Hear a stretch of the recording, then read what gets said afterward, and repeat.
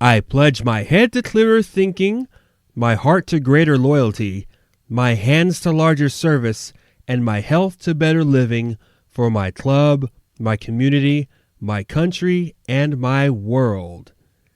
Some of you may know where that's from. The rest of you will find out on this episode of Bright Insights.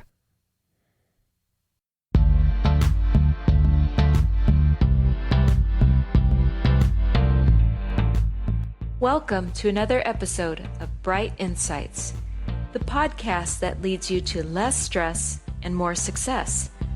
Here's your host, Paul Bright.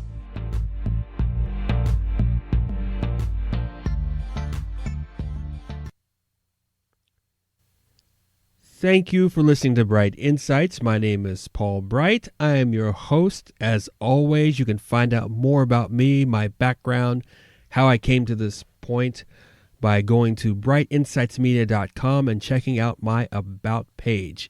This is another episode in the Leadership 101 series. Glad you could join me. Previous episode, I discussed the importance of having a clear, concise vision when it comes to leading your company, leading your business, and you're going to start hiring people.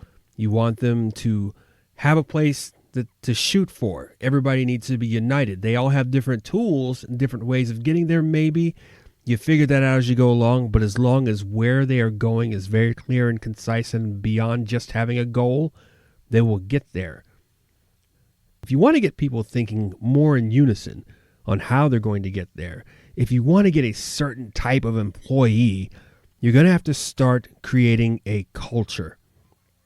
And you might have heard that phrase here and there, but may not mean as much to you when you're riding your ship solo. You are your own culture. But when you start hiring people, when you start gathering folks under your umbrella, you're going to want to get some sort of commonality about them.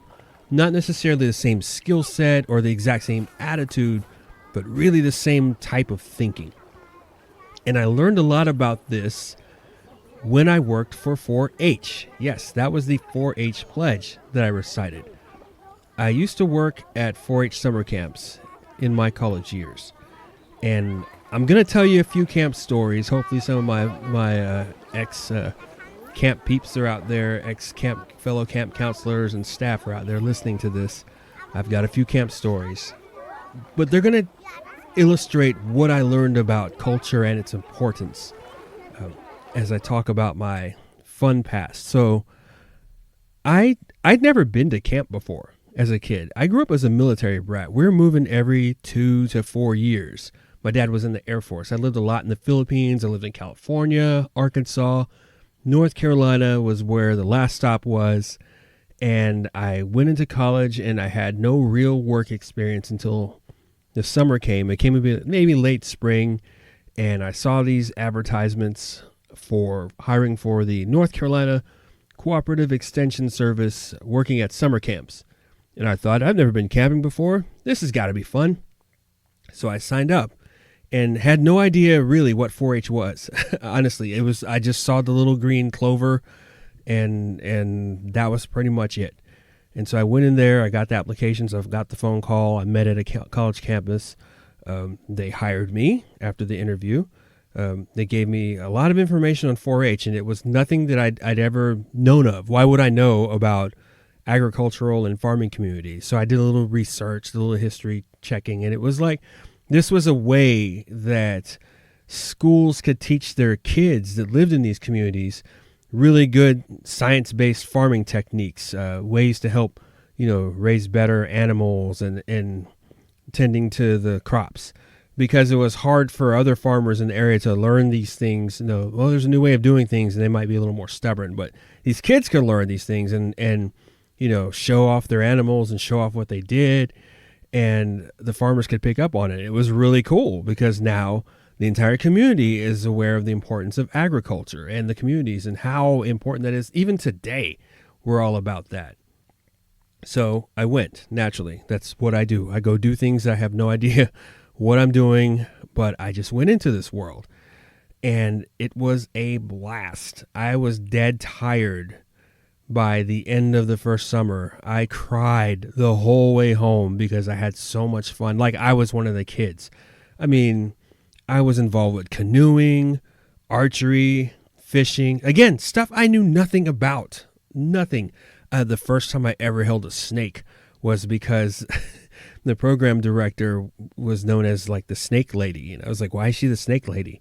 And I go into where she kept them, and they were like practically in her room, and she had snakes in these things, and she goes, hold out your hands. And I'm Mr. Dude. I'm like, oh, I'll hold out my hands, and puts that freaking snake in my hand. And I'm like, don't act scared, bro. Don't do it. I was. But then she started asking me questions. She's like, how does it feel? Is it slimy? I was like, nope. And what does it feel like? I was like, it's actually kind of calming. And then, next thing you know, 3 weeks later, I'm teaching the snake class because I fell in love with snakes. I picked one up off the ground. I was like, we're going to use this one for class, so it was just this really crazy, crazy time. But I look back now and I learn a lot about culture because of my experience there. And not even just like farming culture, but even foreign culture. What was really cool was a lot of the staff. I will name one name, Ard Lures. Okay, he was actually a Marine in his home country, but he would come every summer and help with summer camp. I learned a lot about foreign cultures there too. Because nothing says America like foreigners in North Carolina backwoods. But anything different is easy for me to enjoy and learn about because, again, as a military brat, that's just what we do. You go places, you learn how to adapt, and then you move on. But here are some lessons that I'm going to go through. It's a handful of lessons. It's 4 lessons about culture, my experience with the summer camps, and what you can get out of it. Speaking of culture and business, you should check out the guy who made the cover to this podcast. It's very clever. His name is Jeremy. He does this type of work for a living. He's very creative. Go to his site, facebook.com/memeupbusiness. Get something creative for your own business and your own employees and even potential talent that want to know, what's this place all about? Well, Jeremy's the guy who can illustrate that for you. The first lesson is there's already a cultural norm in your talent pool. It's what everyone around you accepts.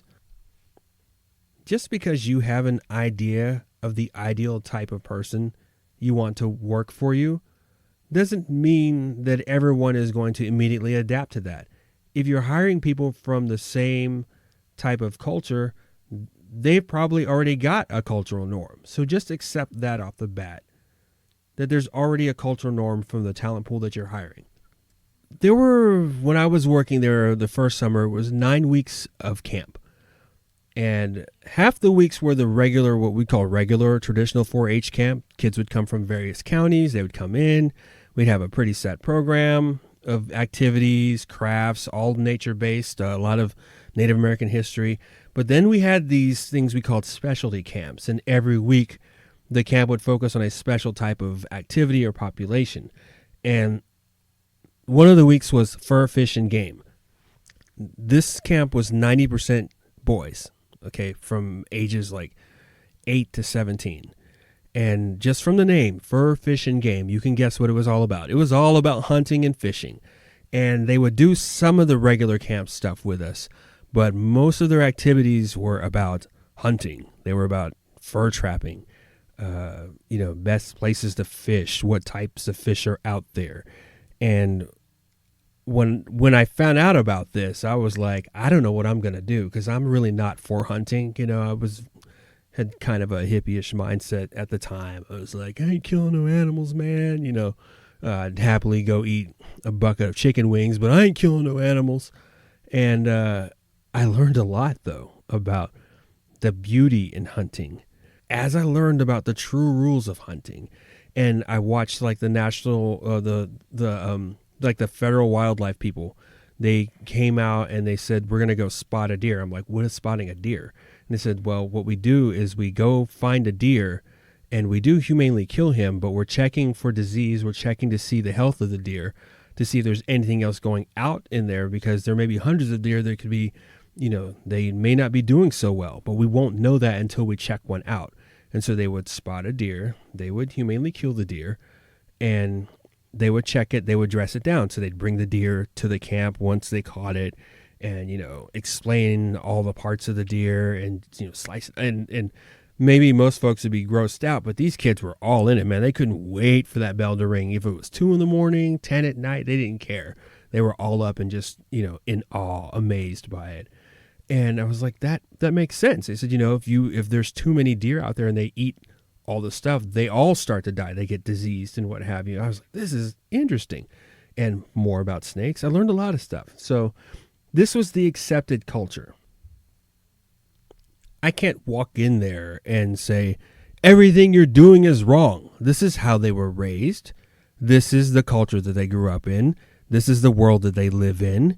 And this is the world that, if I'm going to be part of this world and provide some instruction and other perspectives, I really should understand that. And that carries on to me to this day. And if you are going to run a business, if you're going to hire people and they're coming mostly from a common culture that's not necessarily yours, you're going to have to learn to accept some of those cultural norms. This does lead to my second point, which is you are in charge of defining the culture in your workplace. So part of our training as camp counselors is that these kids go to school 9 months out of the year, and every school has school rules.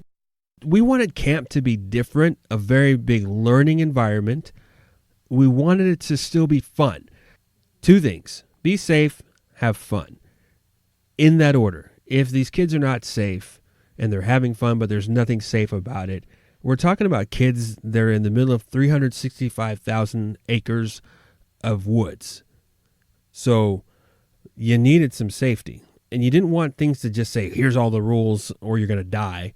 You needed some guidelines, and these kids are not, they're relying on you. They're relying on you to establish how things go in that camp to be safe and to have fun. Even if they don't really care about safety, because, they're kids. They just want to go do what they do and run around.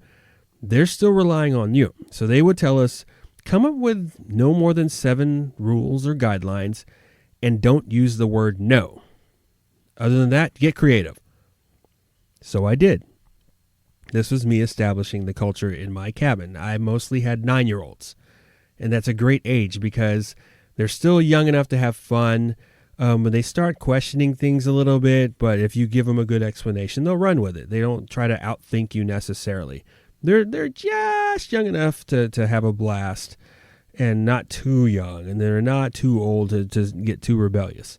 So what I would do was I would give them the guidelines in a way that sort of empowered them. So here was one of my guidelines. Stay on the path. That was the very first one. Stay on the path. And I'd say, this is why we stay on the path, guys. All right. There's a lot of fun stuff here.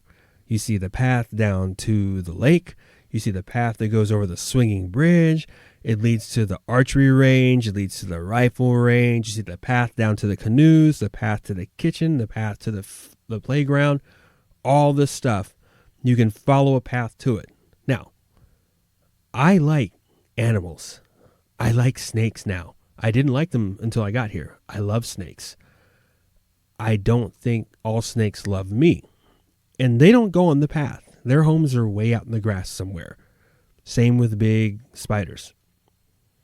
Now, I don't know where they live, but I know they don't live on the path. And I don't want to get off the path and walk into a snake's house and he's not expecting me and he bites me, because it's going to hurt. And if it happens to be a poisonous snake, then I have to go get a shot, or my parents would have to come pick me up if I was a camper like you. Now, how did you guys get here? And they would all say, oh, we got on the bus. I'm like, okay, if your parents had to come here and get you, how long of a drive would that be here? And how long do you think that drive is going to be on the way back? And they didn't even really have to answer that. It was almost rhetorical, like, we don't want that. I'm like, so just stay on the path. It's safe. Another rule I had was clean the cabin right the first time so we have more time to play. Every morning, there's a cabin inspection. We leave the cabin and we can all go play, but then they announce the cabin inspection. They'd tell everybody at camp what was wrong with your cabin. They'd give you a score. Somebody'd go inspect and give a score. So if it was really crap, like everybody in the camp knew. And nobody wanted to be embarrassed like that. So I told the kids, hey, listen, if we get up in the morning, everybody really just has to clean their part. And then one other thing. If we do this right the first time, and I don't have to call anybody back because I don't want to be embarrassed, we can just go play because we have free time until the breakfast bell rings. They're like, oh, yeah? I'm like, oh, yeah. That's a whole lot of basketball out there just waiting for you. But we got to get it right, okay? So you guys can start at night. You can start in the morning, whatever you want to do. And it would take them a couple of days. You know, maybe the first day it's a little janky. I'm like, no, go back. You missed your corner in your hospital corner in your bed or whatever. But by day 3, like they would be up almost before I was up and be ready to go. They're like, Mr. Paul, we're done. I'm like, you're not done. I'm barely awake right now. Sure enough, they'd be done. I was like, as long as you get 95 and above, we can keep doing this, you know? And that's what I did. And they loved it. They felt empowered. They didn't really fight. They all knew who was supposed to do what. They'd clean the cabin. They'd go play basketball. That's what they wanted to do. So I empowered them. It wasn't just because I said so. It was like, this is in your hands. You can do these things.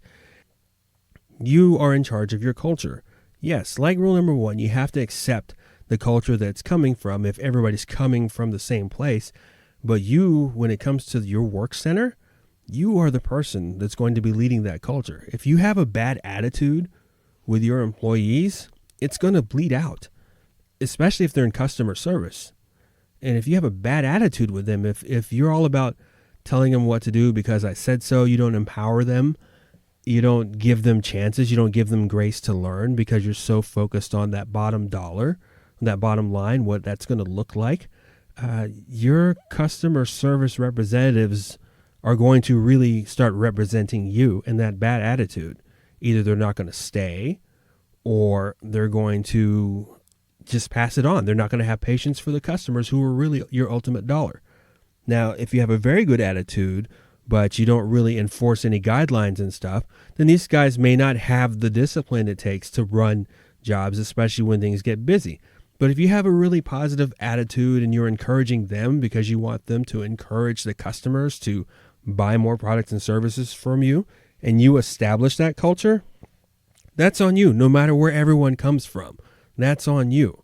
So yeah, accept the culture that everybody's coming from if they're coming from generally the same place. But when it comes down to it, you are the one defining that culture. So just like my 4-H camp was like, here's the basic guideline, but you get creative with it.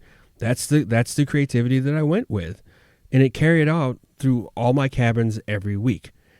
Even bedtime. Like they wanted to go to sleep by the second day. They were like, we want to go to bed because if we can go to bed and actually get good sleep, we can get up a little earlier, clean the cabin, and play more. Because there was no more playing at 8 at night. So they said, how do we get to bed? I was like, oh, let me take you on a mind walk. And I just walked them through this like guided meditation at the time, and they'd be knocked out. And I would just stand outside my cabin like chuckling and laughing at the other camp counselors who are like, guys, go to bed. They're still yelling at their kids. And I'm like, mine are asleep. Can y'all quiet down?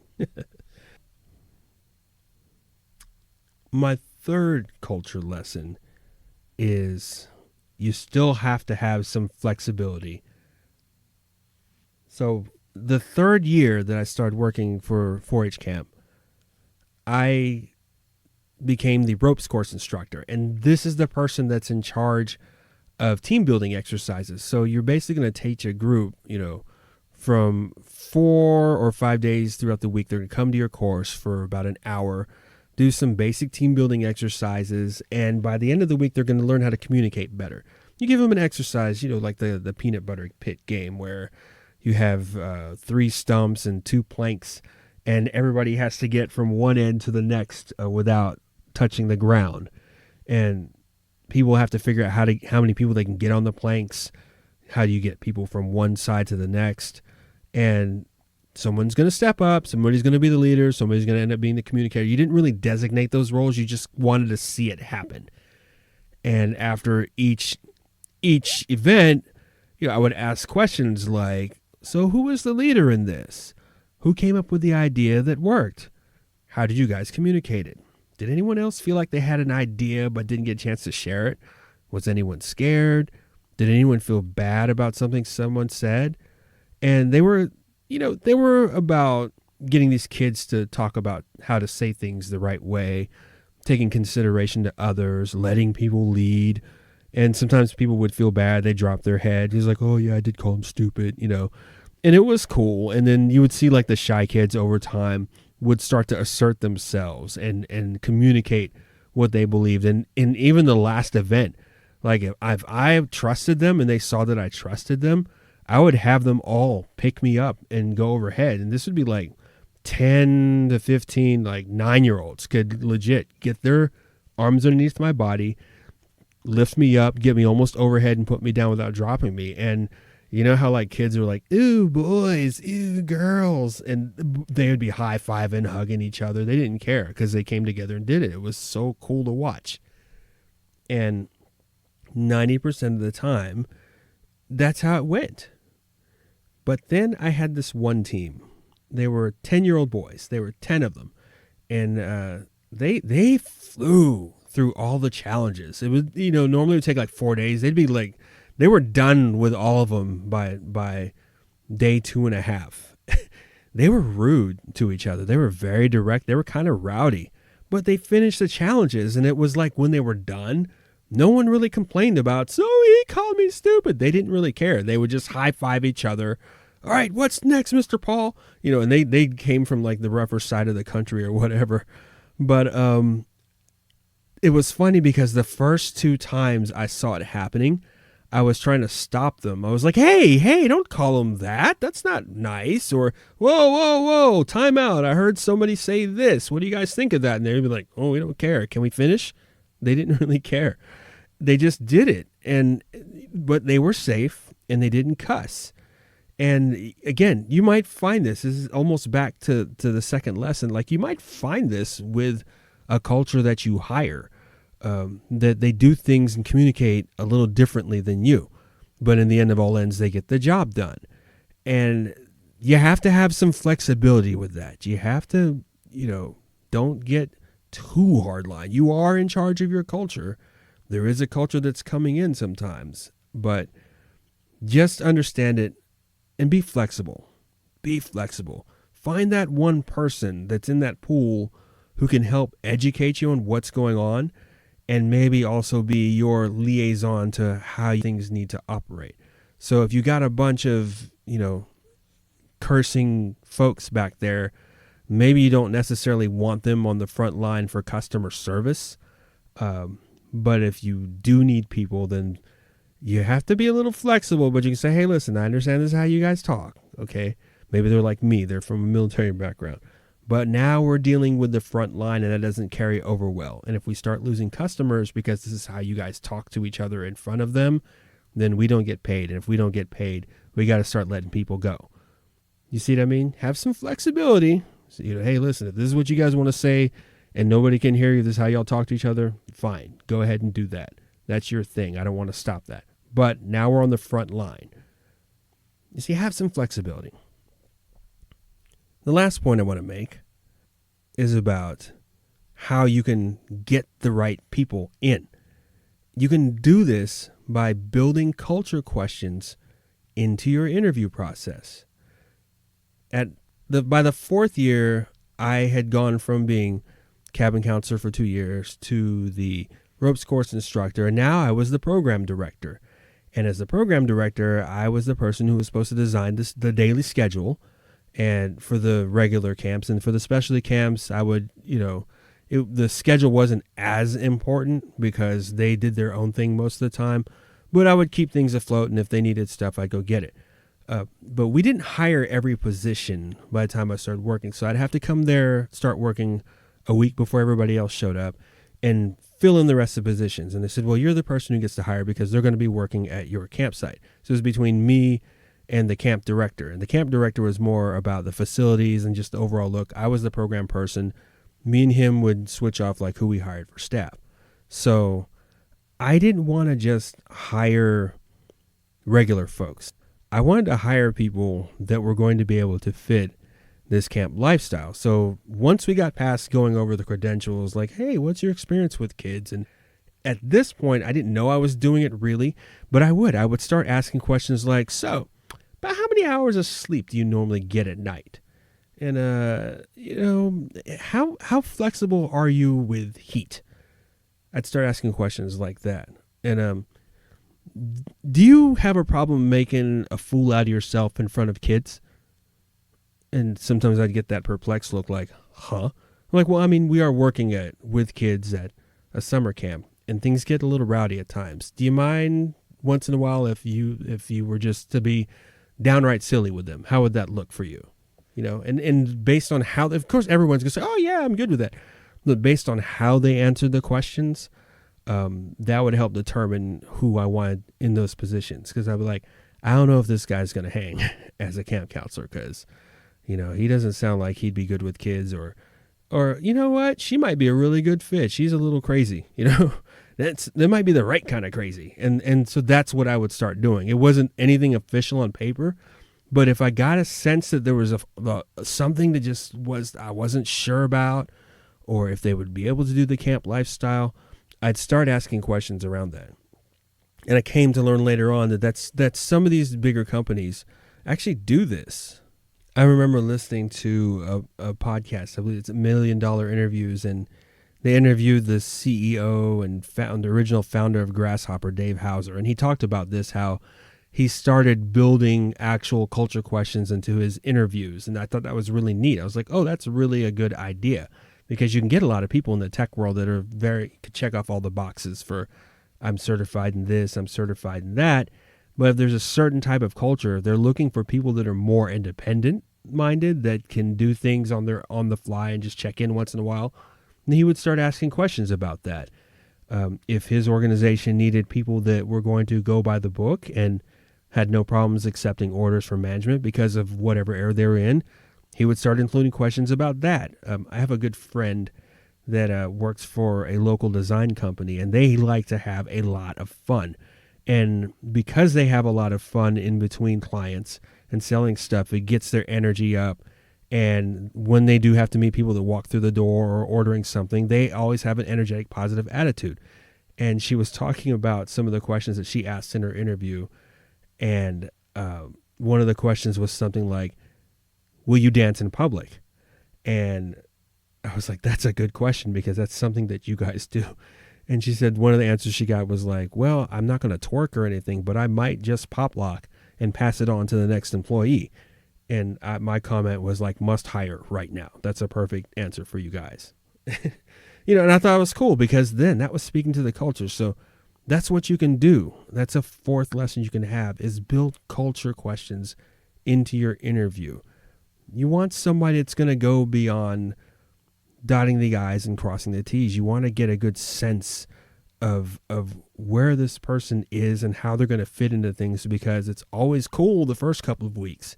And then week 3 comes, or when the pressure comes, you have a certain way of dealing with things. And if that person isn't someone that's going to adapt to how you deal with stuff when the pressure comes, they may not be the best fit. Even if they're very talented, they may not be the best fit. Or you could hire somebody that may not have nearly as much experience. They know just enough to get in the door, but they seem to be very coachable. They seem to be somebody that you could invest your time in teaching most of those skills, but they're already a great culture fit. That might be the person you want to hire instead. Let's go over those 4 lessons real quick. There's already an accepted culture in your talent pool. Once you accept that, then you can accept that you are in charge of defining the culture you're going to create in your work center. The next step is just to really be flexible. Be flexible about any different cultures of what's coming in versus what you want.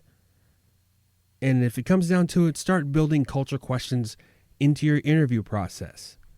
You can consider hiring people that are maybe a better culture fit, maybe less talented, but maybe they're a better culture fit. In the long run, that may be more beneficial to you. Again, absolutely appreciated my camp experience from the early 90s. 4 summers of doing something I'd never done before in my life. I still carry all those lessons today. I carried them through my time in the Air Force. I would even go to my son's daycare and teach some of the kids there some of the camp songs I did. Here's a clip from the guy who taught me how to do the bear hunt, Jim Pippin.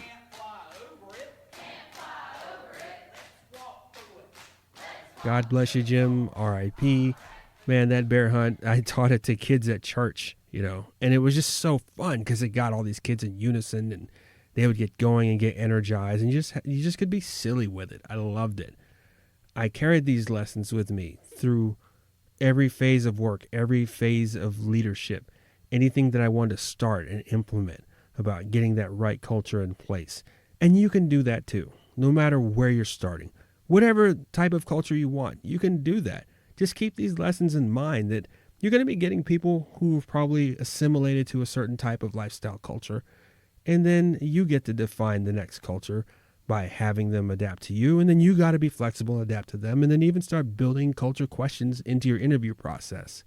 When you get everybody with that clear, concise vision, and you start fostering this great culture that moves your organization forward and becomes a force, it's always going to be less stress and more success in your future. Until next time.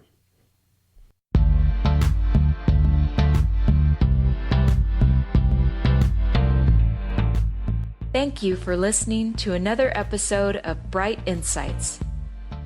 For more information on how to have less stress and more success, visit brightinsightsmedia.com.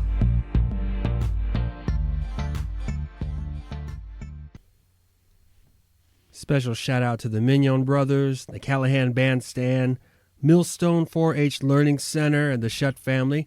That's where I worked for 4 summers out there in Ellerbe, North Carolina. Everybody, go get to know your local 4-Hers. Support them.